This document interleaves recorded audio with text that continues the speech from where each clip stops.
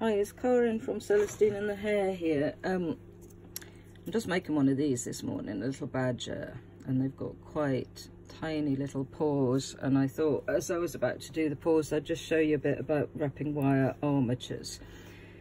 So here's the wire. I've got some thin wire here that's been coated with paper, which makes it a lot easier than bare aluminium wire. But the same process goes for any wire, and I'm going to show you one plain and then I'll do one with the fluff grip as well, so you can see how that works. Now what most people tend to do when they get the armature is that they get a piece like this and they wrap it round and round and round, and I don't know if you can see, but what you end up is with all these little lumps and lines, and that's really, it doesn't look very nice. You don't get a nice smooth finish, and it tends to sort of slip off and things. So I want to show you how I do it.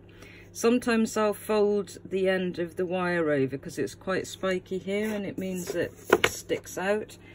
So you can do just a little sort of twist like that, and the same with pipe cleaners, because they have spiky ends on them as well, and they can poke through the wool and make it a bit harder. So if you just give that a little fold and a squeeze, this is quite tough wire, so it's a bit, sometimes you can just do it with your fingers.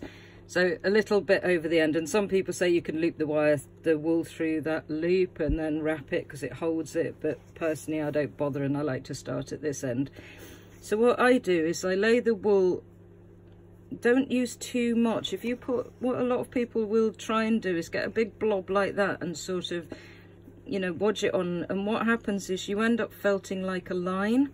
So you're not actually going, you're not felting around there. You've got like a big lumpy bit here, and it'll felt to itself, and it'll never actually go that thin. I am making a badger, so I want black paws, but I'm a little bit worried it's going to be hard to see the black, but we'll have a go. If it is too hard, I'll do this one pink or something and change it.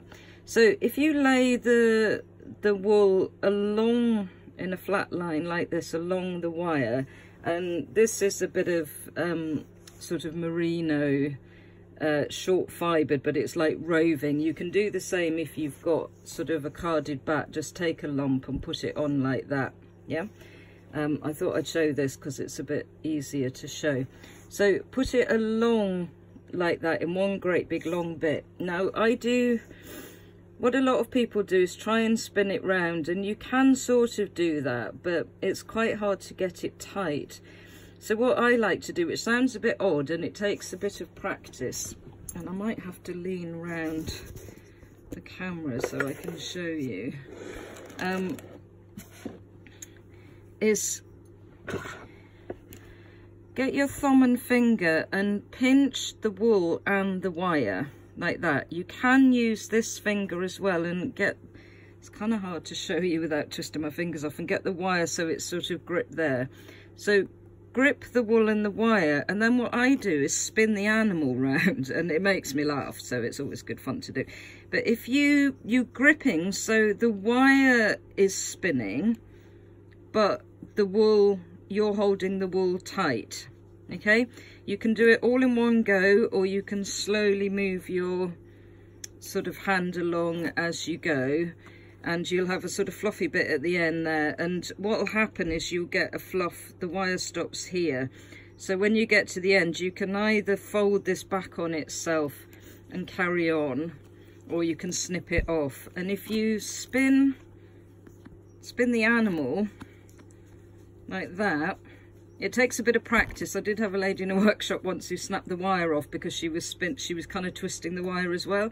So you're holding just so you're spinning the wire, but the wool stays stiff in your fingers. Now can you see, it's a bit wonky because I'm doing it at a slightly awkward angle here so I could get the camera. I've not used anything on this. I haven't used fluff grip, I haven't done anything, and it's stayed there anyway. You know, you've twisted it enough that the fibres start to tangle into each other. If you can lick your fingers, lip your thumb and finger and do that, and that will help just smooth things out a bit as well. So just spin. And once you've got it like that, you just get your felting needle, and what you can do is if you poke along here just to attach it to the body, and then all you need to do is just dot along, and that will hold, just catch a few fibres to hold it into place. Now, I know some people say that, you know, it's a problem because of the wire there, and you tend to break your needles. So what you can do, the proper way to do it, which I never do anymore because I just end up going through my fingers, is if you hold it between your fingers like this, and then if you run your needle this direction, you're going parallel to the wire, so you won't hit the wire, and you can just do this. Now, of course, what you end up doing is going straight through the top of your fingers, and that's why I just don't do this anymore, because all I ever did was go through there.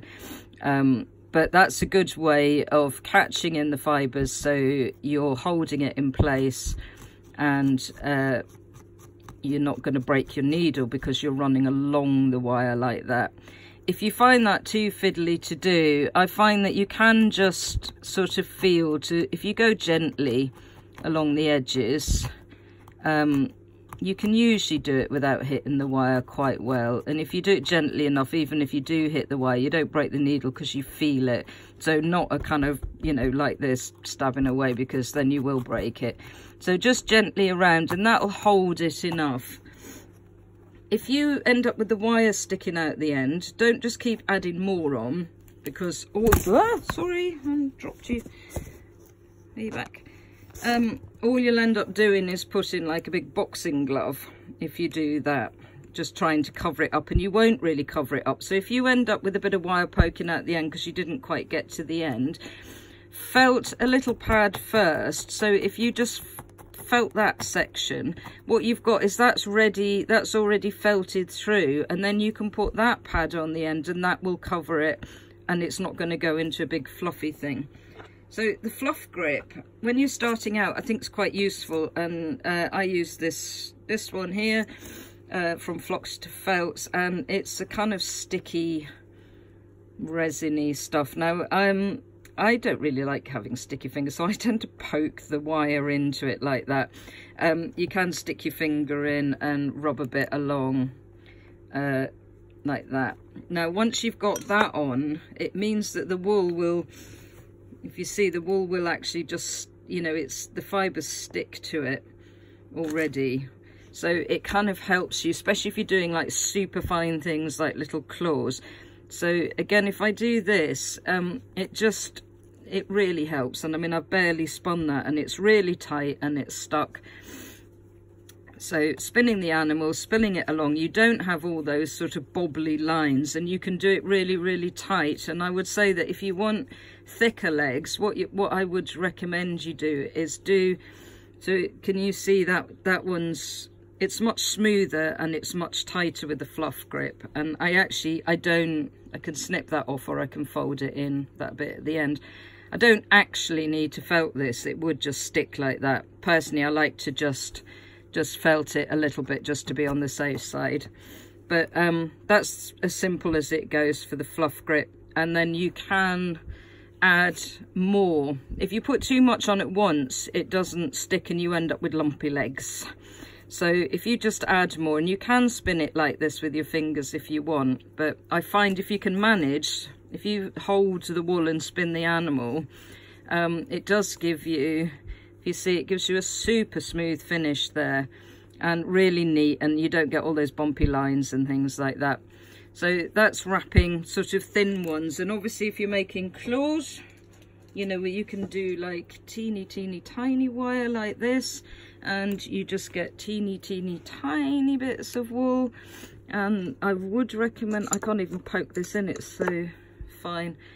And again, you can make like a little crank handle and twist it round, and you get like, I mean, if you can see against my finger, you know, that's like the finest little claw imaginable, rather than trying to wrap it around. So that's wrapping wire armature. If you're doing something big, I'm in the middle of doing a hare at the moment that's got like, can't even see it, huge big back legs like that. Stretch the legs out straight, because it'll make your life a lot easier. Bend all the other legs out the way as well, because otherwise they're just going to smack into you. So put them out the way, make it look like a bit of roadkill or spatchcock chicken or something. And again, you're kind of doing the same thing, although it's a bit hard to spin a whole animal round that big. It's perfectly possible to do. And same again, when you've put a bit on, just you know, poke along the edges. Sometimes if you get it just right, you can do it so the wire goes in between these 3 needles, and you can sort of poke along the edge and sort of this, well, for this kind of size, you can kind of slot it over and miss. But generally speaking, you can see with wire like this, just poke along the edge there. Hope that helps a little bit. Bye.